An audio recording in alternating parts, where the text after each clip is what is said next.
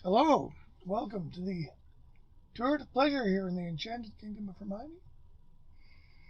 I'm your host and the Lord Chamberlain of the Enchanted Kingdom, Zip Gun, sitting here in splendid isolation during the COVID wave, number 7 or whatever it is.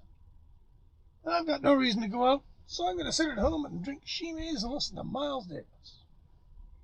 What better thing to do during a raging pandemic?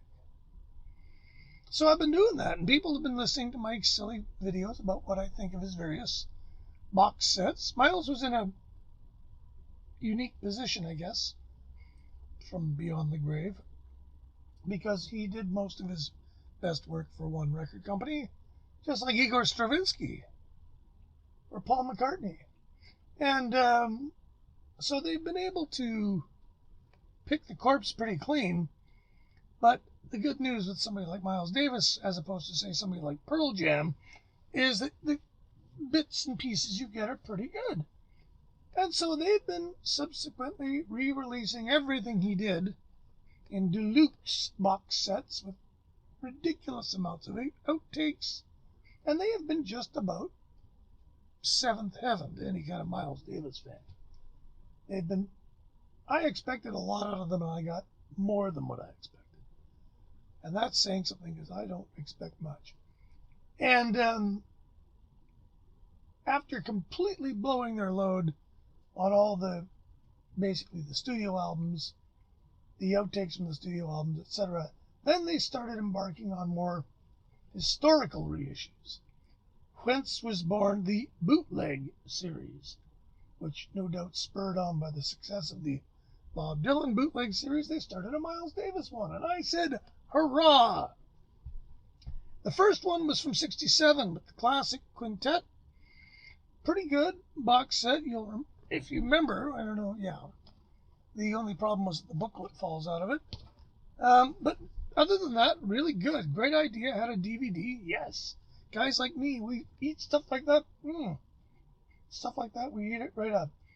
Then number 2 comes out. Yes, Live in Europe, 1969. This is a pretty good idea because it features a group. Miles Davis, Wayne Shorter on saxophones, Chick Corea on electric piano and piano, Dave Holland on bass, Jack DeJohnette on drums. I call this the Next Quintet. And these guys, needless to say, are all absolutely fantastic musicians. They are fantastic together, and this is pretty darn near. I mean, it's fantastic. What can I say? Now, similar packaging to the last one. Kind of dirty. They kept the cost down. Again, I think this is $40, and it's for 3 CDs and a DVD. And gotta get that DVD Jones. Now, how many times have I watched this DVD? Oh, maybe 3. Berliner Jahrestag in the Berlin Philharmonie, 1969. They do Directions, Bitches Brew. It's about that time. I fall in love too easily. There's a gig from Stockholm, a gig from Wandepine, France, and a gig from Wandepine, France. Looks like it's the same night, yes? No, next night, 2 nights. They do pretty much very similar sets. So, but basically, I do believe these are done by the respective national radio companies. Maybe I'll go look it up. But now, the last one, like I said, it was no good. It was 4 panels for the packaging, which is great. Keeps the cost down. Problem was you had to stick the book somewhere in here. And as a result, if you don't hold on to it tight, the book falls out. So they solved that problem. They added a panel. You can put another classic photograph there. And then you can put the little book in. Oh, but wait. No. They did it.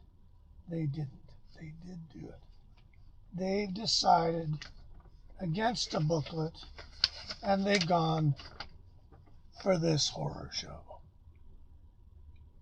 I mean, words fail me. Hey, great poster of Wayne Shorter. Oh, there's Miles. There's Is everybody in the shot? No, Herbie's not in the shot. What is the point of this? Oh, okay, now that I've got it open. Blah, blah, blah, blah, blah, blah, blah, ORTF for radio broadcast. There you go. ORTF for radio broadcast, Swedish radio live recording. It looks like the DVD is not necessarily from a thing. But I don't think I've ever read this. I'd have to sit like this for half an hour to read it. Completely blows. I hate it. It's just the worst. I mean, this is from the kind of thing you would have done in 1990. So other than that, terrible miscue. This is really good. And a great stepping stone to what became the Bitches Brew and then everything that came after that. I didn't price these out, but they're not too old. This is 2013. I can't believe they're worth a fortune. I sure hope not. Jeez, I'm sick of that. They're worth hearing. They're probably floating around on the internet if you look for them, if you want to listen to them. But stuff, Miles made so much great music in such a short period of time. I think this was over, November and, well, this is like the summer and fall of '69. And after that, he was doing something completely different. So, great things. I'm glad they exist. Bootleg Series, yay. I'll take it with Miles Davis. Bootleg Series Pearl Jam, maybe not so much. But that's another video that I've already done.